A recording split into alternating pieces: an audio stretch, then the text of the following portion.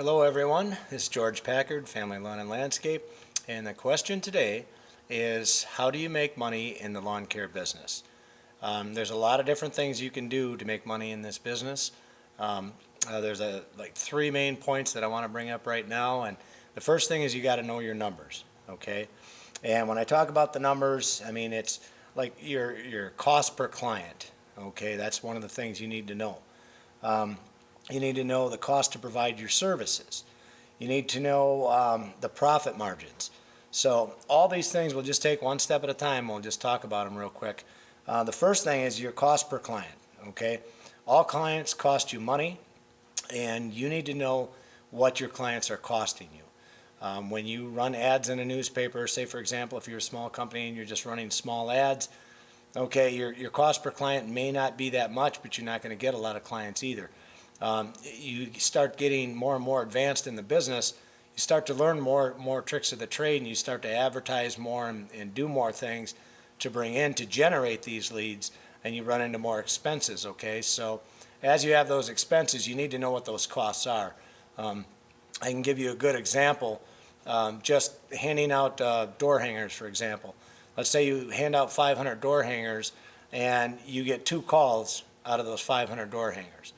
Okay, and that's not a great number. I mean, some days are better, some are worse, you know, there's a lot of variables in there, but let's say you get 2 clients out of that, okay?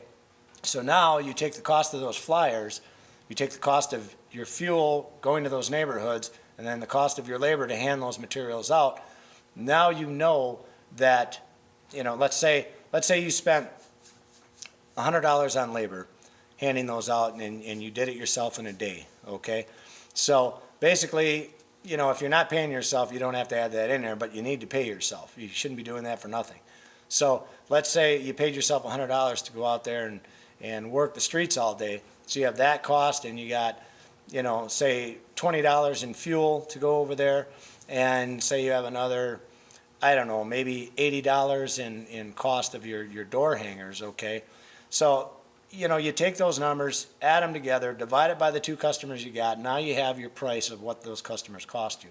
So whether you're doing pay-per-click campaigns on the internet or just working the organic sections in the internet, you still pay to host your site. You paid somebody to build that site. You paid somebody to answer those phones.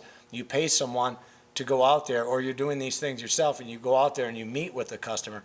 It still all takes your time, and you need to get paid for your time. You know, you shouldn't be working for free. You're not in business to lose money. You're in business to make money, so you need to get paid for your services, okay? The cost per client, back to that. I think we covered that pretty good. You know what they're worth. I mean, if you pick up an average, say an average lawn care client that's, say, $75 a month, just hypothetically speaking, and take that times your 12 months, you know, and you've got $900 that you've put out on this customer, or on, you know, that one customer. So that's not their actual worth, though, because you can't look at it like that and say that customer's worth $900, it cost me $100 to get them, okay? You have to look at, they're not actually worth $900, because what you profit from that customer, this is the way I look at it compared to a lot of the ways a lot of other people do it. They look at it like, well, my customer is worth X amount, you know, look at what that customer is going to make you in a year. They're going to make you $900. They're not going to make you $900 because you may have to pay $500 or $600 of those dollars to go there and service them and pay employees to do it, or yourself, or whatever. So they're not actually worth that $900. They may have made you $400 or $500, or even $300. Okay, that's what that customer actually made you. You have to watch out for this, especially I've noticed people like in the website industry, on the internet, they love to sell you on that sales pitch. And it's not just them, it's everybody. They always tell you, well, geez, look at what that client's worth. So if you're paying me $2,000 a month to manage your website for you and do all these things, well, hey, that $900, that's just one customer pays for my services. They can try and sell you on that, but that customer was only worth $300 to begin with. Okay, that's just hypothetically, that's probably what they were worth. Okay? So now it takes 3 or 4 of those clients, or 6 or 7 or 8 of those clients to pay that guy this, you know, $2,000 a month. So don't fall into that trap. Don't let people tell you that, because that's not true. It's not accurate. You need to know the cost to provide your services, okay? So you have a lot of things. You've got all your equipment, your fuel, your maintenance, your oils, your blades, wear and tear, the tires, the actual cost of the equipment. If you have loans out, you have interest on those loans, all that has to be figured in. You've got your labor, your licenses, your insurance. Hopefully you have insurance. Advertising, your office people. You've got to pay them all your office supplies. You know, you've got computers and printers and paper and ink and mailings, envelopes, stamps. I mean, it just goes on and on and on, you know. And get into a lot of money there. You got to know your expenses. It's in your profit margin. Once you learn that, then it's profit margin time, okay? And basically how you determine that is after you take all your expenses, you've added them all up, you've added up what you're making from all your clients, what's left is your profit margin. That's what you want to focus on. You want to get that profit margin higher and higher and higher, obviously. But the way to do that is you got to control your expenses. You got to make good decisions on your advertising, on your marketing, whatever's going to get you the biggest bang for your buck. A thing with advertising, I know I preach a lot about the internet. Internet is extremely important. If you're not on it, you're lost. You know, you're living in the Stone Age. You need to be on it. There's a lot of good clients to be obtained from the internet, okay? The old days, the phone book still works. I don't want to just say it doesn't work because it does. I mean, here's a good example of why it still works. If in the lawn care business, if you're looking for people, and we have a lot of different people. We have people that are business oriented, they own their businesses, or they're working people, and they don't have time to cut the grass, so they hire us, okay? Then you have elderly people that can't cut their grass anymore, they're retired or just can't do it or whatever. You have them too. Well, these people, the business people, are savvy to the internet, so you need to advertise there to catch them. These people from the olden days, they aren't savvy with the internet. They're more into their telephone books, you know, the yellow pages, things like that. So you can still get them out of there. It's just not as effective as it once was when everyone went to the yellow pages to try and find a business, okay? It's not as effective, but it still works.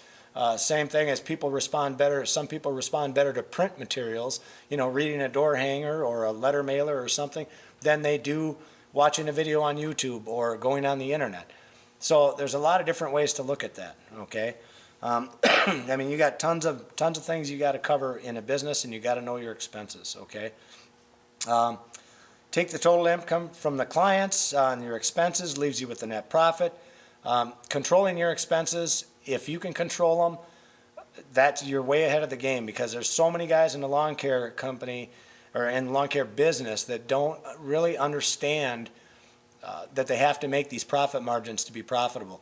They will fumble along throughout the years, and we were guilty of it when we first started, so I can speak from experience, that we would just go along and think the more customers we had, the better off we are, the bigger we're going to be.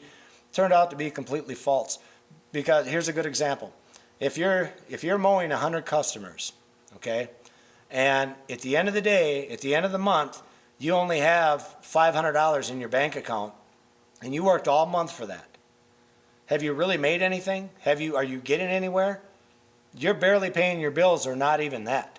I would rather have 100 clients and have $1,000 in my checking account than have 100 with $500 in there, okay? Or double your clients, you know, work hard. And that was another mistake of mine, was to work really hard to get more and more clients, which is kind of along the same lines of what we're talking about. I figured the more clients we had, the bigger we are, the better we are. Wrong. I'm working twice as hard and not making any more money. I didn't fix the holes in the boat. You know, the holes in the boat are controlling your expenses and finding ways to become efficient to make that money. You know, and there's a lot of different ways you can do that, okay? But control the expenses, that's the big thing. Labor, watch that labor, it's huge, absolutely huge. What are the things you can control? You can't control the gas, the fuel, none of that. You can't control what they're going to charge you at the repair shop to fix anything. You have no control over that stuff. So the more you learn about fixing things yourself, the more you can help yourself. The more you learn about, hey, we can go right down the street and get it cheaper, or I talked to this gas station, they're willing to set us up on a permanent thing where we fuel all our trucks down there, and he's giving us a break on gas. You got to look for these bargains and deals. Same thing when you're ordering door hangers or something, or flyers or postcards. You have to call around, talk around to everybody, get the best deal on those things, okay? It pays to do it. Control every expense that you possibly can, okay? Let's see. Remember, you know, the more we talk about this phrase keeps coming back to my mind. It's like, things will never change unless you make changes. So it's the same thing. Where I was running that business and I was losing money, I wasn't making any money, and I wasn't making any changes either. We started to think out of the box. We started to do different advertising, started to figure out where's our better, you know, how can we better, you know, have our cost of clients come down a little bit? What can we do that's different? And we started making changes and we started making improvements. So that's how we grow our business, you know. And anybody can do that. So it's just about what you learn.